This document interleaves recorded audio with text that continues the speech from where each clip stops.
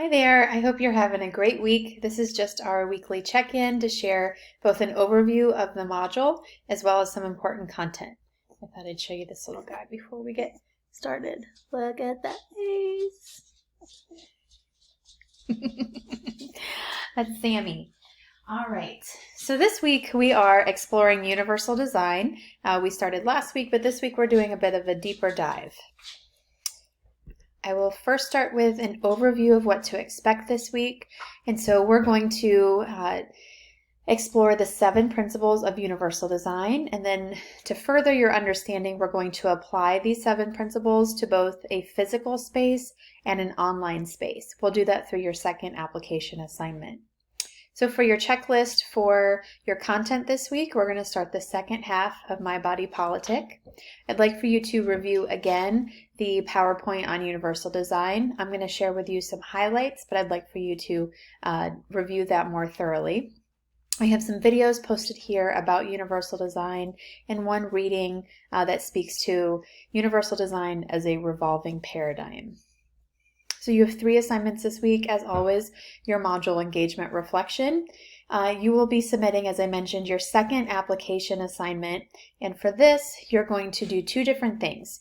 You're going to, after reviewing and having a strong understanding of the 7 principles of universal design, you're going to assess a physical space and an online space. And so for your physical space, any space in the built environment, that could be your dorm, a classroom, your apartment, your house, a restaurant, a store.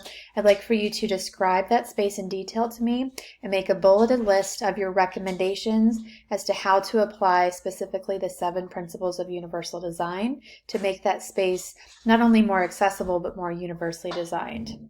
And the second element for this assignment is to choose a website. It could be any website. Miami's homepage, a site that you like to shop with. It's open game, but one that you think could be improved. And so I'd like for you to take a screenshot of the site and then describe kind of your impressions about usability. And then, like with the physical space, I'd like for you to make a bulleted list of recommendations to help you with evaluating the accessibility. You can use this Wave accessibility evaluation tool if you would like. All right. So that's an overview of your application assignment. And then lastly, this week you will also be participating in your second My Body Politic discussion with your group mates. And you will be using the same discussion group team that you did for chapters 1 through 4. All right, so a little bit about, you can hear my dogs playing, a little bit about universal design. And so universal design is also known as design for all. You see my Aussie here. It's called inclusive design or design for all. It's a philosophy, and it's also a process where we make not things just accessible, but truly inclusive and thinking of all users from the beginning through the process to the implementation of the design. And so universal design incorporates design of physical spaces, products, and it can also include curriculum or education. And so we have universal design for learning and universal design for instruction. And so you're thinking about usability when it comes to universal design. And so places, things, information, communication, and policy, as well as education, we want it to be usable by the widest range of people operating in the widest range of situations without need to adapt or modify or retrofit or change anything within that design. And so it's inclusive, accessible design that's very mindful from the very beginning. Now we have 7 principles of universal design, and you're going to apply these as you engage in your second application assignment. So the first is equitable use. And so this is thinking about design that is useful for all diverse abilities. And so in equitable use, we're not segregating or stigmatizing users. Think about one entrance ramp where everyone accesses the same entrance. It has automatic doors, it has a ramp or a level entrance. So the opposite would be an invitation to dance when Simi Linton has a separate ramp with a wall barrier, right? That's a non-example of equitable use, as opposed to a space that has a welcoming, equitable entrance for all users or all guests. It's important to know with these principles that universal design should include as many of these elements, not just one or two. And so we want to find spaces and products, especially as you're doing your application assignment, that incorporates many of these principles.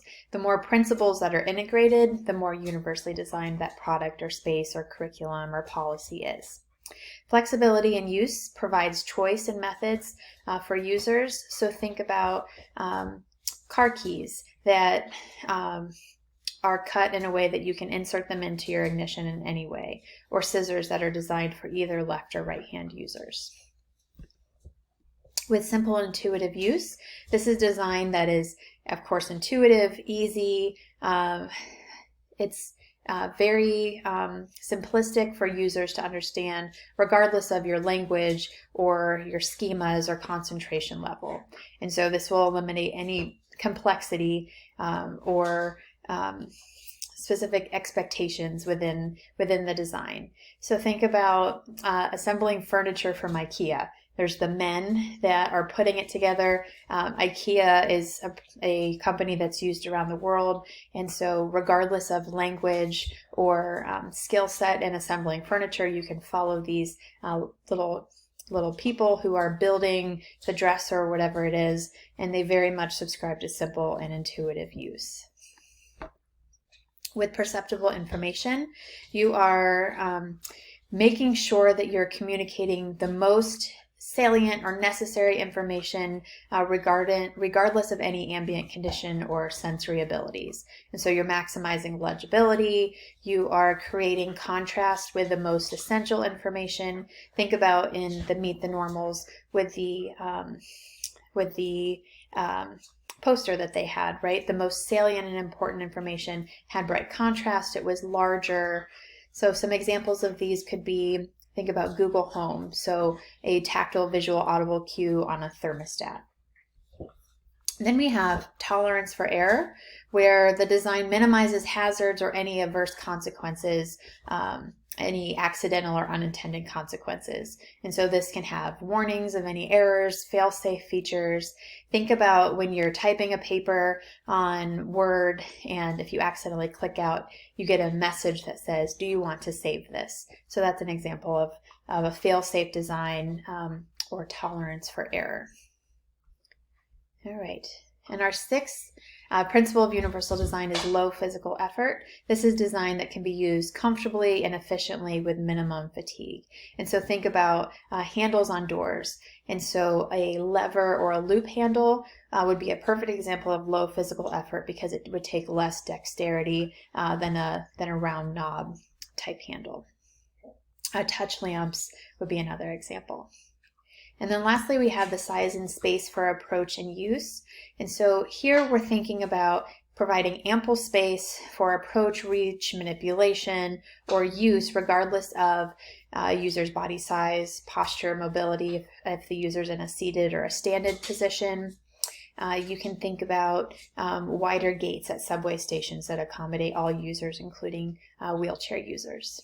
So those are the 7 principles of universal design. Any questions about these, please let me know. But I'm looking forward to seeing in your application assignment how you would take these principles and make a space, both online and a physical space, more universally designed.